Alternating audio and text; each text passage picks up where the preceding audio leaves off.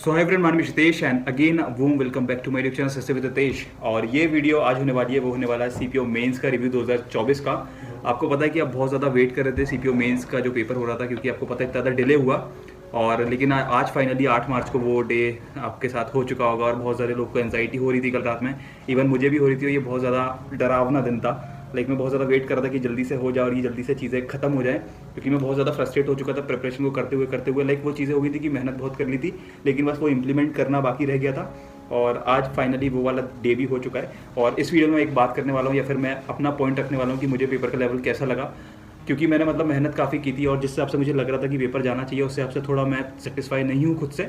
सो मैं आपको चीज़ें पूरी बताने वाला हूँ। और जो भी अभी एसएससी सीजीएल है आपका अगला एग्जाम, उसमें आप जीके वगैरह कुछ पढ़ना चाहते हैं तो किरण पब्लिकेशन की ये पहली एआई इनेबल्ड बुक है। इसको आप एक बार रेफर करना, इसको एक बार बाय करके देखना, ये काफ़ी अच्छी है। मैंने सीपीओ मेंस में इवन जब इंग्लिश पढ़ी थी तो किरण पब्लिकेशन की ये वाली बुक पढ़ी थी, आपको दिख रही होगी। आप जीके की वाली बुक जाके बाय कर सकते हैं, क्योंकि यहाँ पे इतना ज़्यादा रेलेवेंट कंटेंट है, जो कि सीजीएल 2025 में जो अभी मेंस हुआ है उसका जनवरी में, वो क्वेश्चन भी आपको यहाँ पे अपडेटेड मिलने वाले हैं। आपको यहाँ पे स्क्रीन पर शो हो रहा होगा। यहाँ पे बेसिकली एआई जनरेटेड पूरी बुक है। और यहाँ पे आप इनकी साइट पे जाएंगे तो आप एक्सपेक्टेड क्वेश्चन देख सकते हैं कि एग्जाम में कौन कौन से क्वेश्चन आ सकते हैं। सो आप देख सकते हैं साइड में आपको दिख रही होगी, तो इसको जाके जल्दी से बाय करें।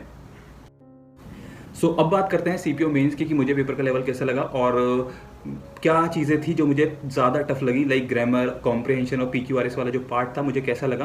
लाइक सबसे पहले जो अपना एक्सपीरियंस बताता हूँ वो था कि जब मैंने पेपर स्टार्ट करा, वैसे हमारा पेपर थोड़ा डिले हो गया था। लाइक बहुत सारे बच्चों के जो वेरिफिकेशन थे वो डिले हो रहे थे वहाँ पे, क्योंकि स्टाफ इतना ज़्यादा अच्छा नहीं था। सो एसएससी का अगर कोई क्रू ये वीडियो देख रहा है तो प्लीज़ थोड़ा वो चीज़ें एक बार मेंटेन करके देखना, क्योंकि काफ़ी ज़्यादा बच्चों को प्रॉब्लम हो रही थी उन सब चीज़ों में।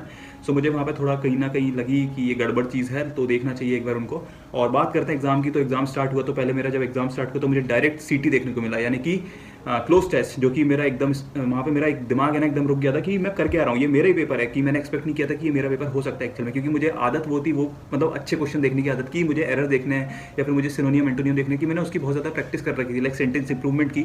तो जब मैंने वहाँ पे पहला क्वेश्चन देखा वो था सीटी का, मैंने सोचा गया मेरा पेपर, ये खराब होने वाला है। क्योंकि वो साइकोलॉजी ऐसी थी ना, मतलब जिसने एग्जाम सेट किया था उसने सोचा था कि पहले इतना ज़्यादा प्रेशर दे देंगे ताकि बच्चा वहीं पर कन्फ्यूज हो जाए।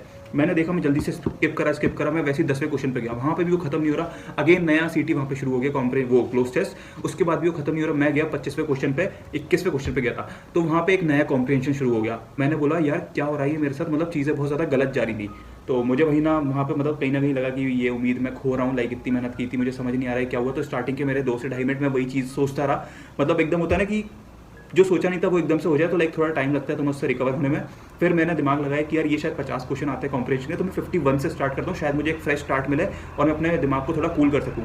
सो वहाँ पे जैसे ही मैंने स्टार्ट किया तो मुझे पहला क्वेश्चन एरर का मिला, जो कि काफ़ी अच्छा लगा मुझे देख के कि हाँ जो मैंने पढ़ा था वो मुझे आ रहा है। सो मैंने जब वो करा तो मुझे थोड़ा अच्छा लगा, लेकिन उसके बाद जब मैं धीरे धीरे आगे बढ़ता गया तो मुझे काफ़ी सूदिंग लगा कि हाँ जो मैंने पढ़ रहा हूँ वो सारी चीज़ें आ रही है, मेरी मेहनत थोड़ी काम आएगी। और उसी बीच एक दिक्कत ये हो गई थी कि जब मैं अपना पेपर मैंने पूरा कंप्लीट कर चुका था, उसके बाद जब मैं आखिरी पे गया तो पीक्यूआरएस देखे, तो मैंने पीक्यूआरएस को सिंपली स्किप कर दिया। मैं आया पहले नंबर के क्वेश्चन के, जो कि था क्लोज टेस्ट।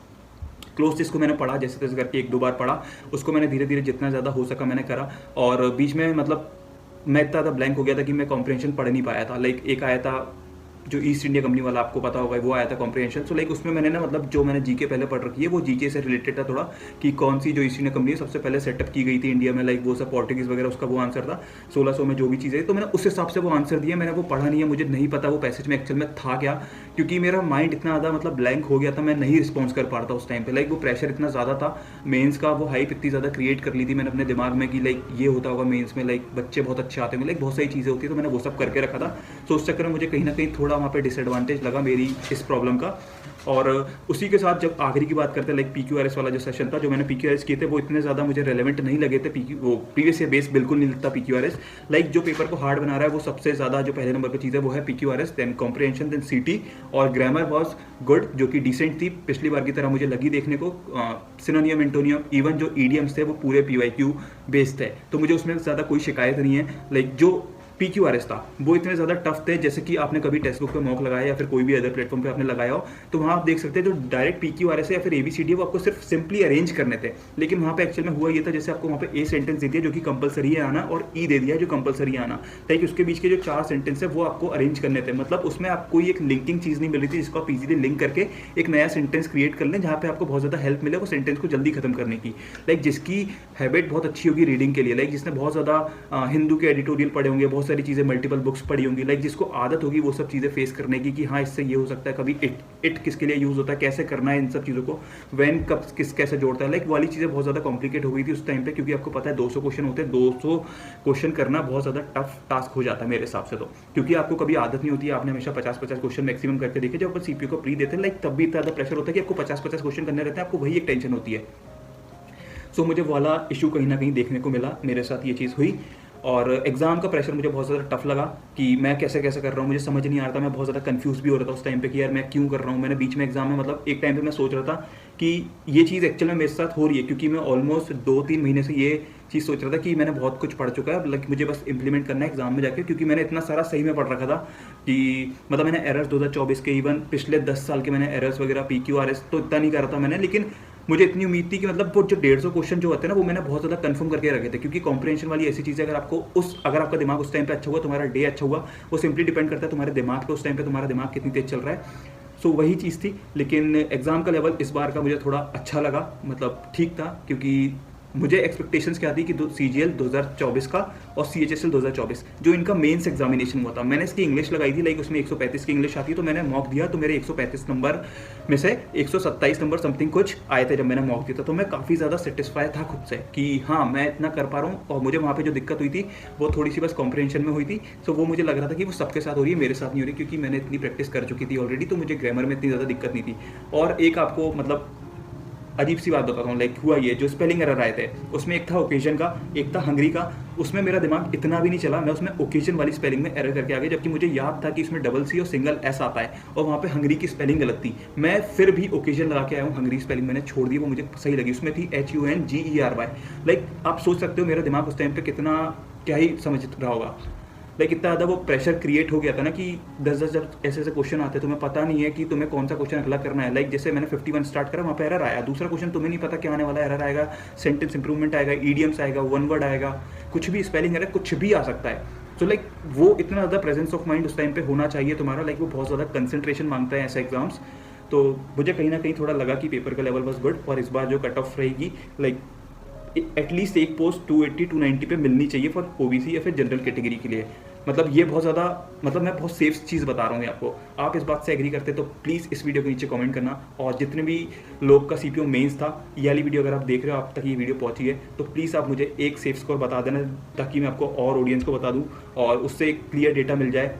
और बाकी बात करते हैं कि जिसने भी मुझे इंस्टाग्राम पे फॉलो नहीं कर रखा, जाओ जल्दी से फॉलो करो, link in the description, Rahul Yadav करके मेरी आईडी है। बेसिकली मेरा घर का नाम राहुल यादव है, तो अभी इंस्टा आईडी वही है, आगे चल के ही चेंज हो जाएगी, लिंक इन द डिस्क्रिप्शन। और किरण पब्लिकेशन की वाली बुक बाय करना ना भूले, क्योंकि CGL आ रहा है, तुम्हारे पास टाइम कम है, सो अपन को वहाँ फोकस करना पड़ेगा। जितने भी CPO वाले, मुझे पता है तुम्हें थोड़ा अजीब सा लग रहा होगा क्योंकि पेपर नहीं है, लेकिन अपन कुछ कर नहीं सकते हैं, लाइक आगे बढ़ो। और अभी रिजल्ट आना बाकी है, लाइक कुछ भी हो सकता है, कट ऑफ कम भी जा सकती है, ठीक है, इतना भी खराब पेपर नहीं गया है। सो वेट करो चीज़ों को लेके।